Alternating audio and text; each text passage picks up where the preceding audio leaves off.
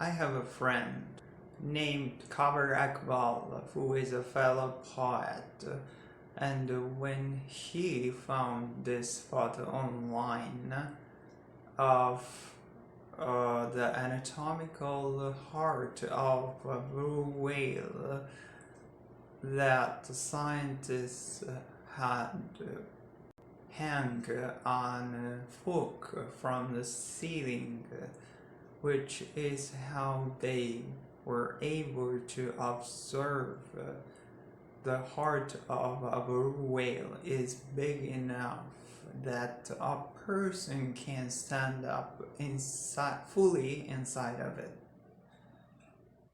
And when he shared this photo online, he did so with the caption, "This is another reminder that the universe has already written the poem that you are planning on writing."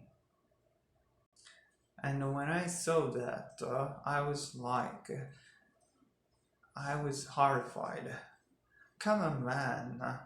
I'm trying to invent new metaphors. I'm trying to discover beauty that has never been seen yet. What do you mean that the universe is always going to get there before me? And I know that this isn't a uniquely poet problem, but when those days when the world feels especially big and especially impossible and especially full of grandeur, those are the days when I feel, what do I possibly have to contribute to all of this? Not long ago, I saw this video that some of you might some of you may seen. It makes internet rounds every couple of months. There are these birds named starlings that fly in what's called murmuration, which is generally just a big crowd of birds. And someone happened to catch a quick video on their phone of those starlings flying. At first, it's just an amorphous blob. But then there is a moment these star rings shift and forms a star ring in the sky. And as soon as I saw that, I was like, the universe has already written the poem you are planning on writing. Except for the first time, it didn't fill me with despair. Instead, I thought maybe it's not my job to invent something new.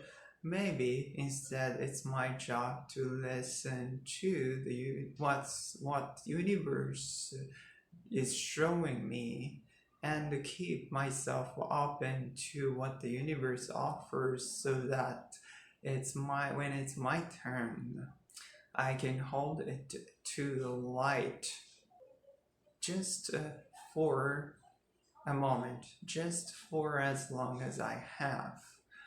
The universe has already written the poem that you are planning on writing, and that is why you can do nothing but point at the flock of the starlings whose bodies rise and fall in inherited choreography, swarming the sky in a sweeping curtain that for the for one blistering moment forms the shape of a giant bird flapping against the sky.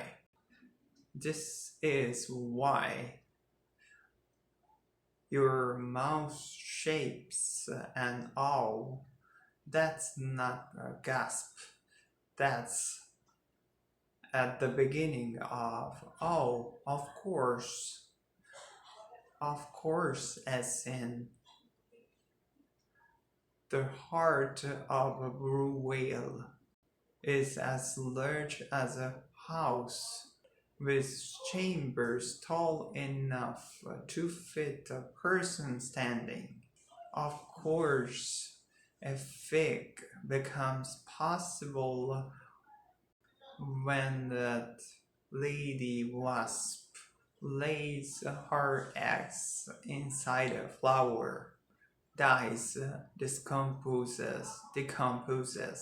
The fruit, evidence of heart transformation. The poem sometimes is so bright that our silly language does not stick to it. Sometimes the poem is so true that no one can believe you. I am a bird made of birds. This blue heart, a house you can stand up inside of. I am dying here inside a flower, but that's okay. Take this fruit. That's what I have to offer. It may not be the first or ever best, but it's the only way to be sure that I lived at all.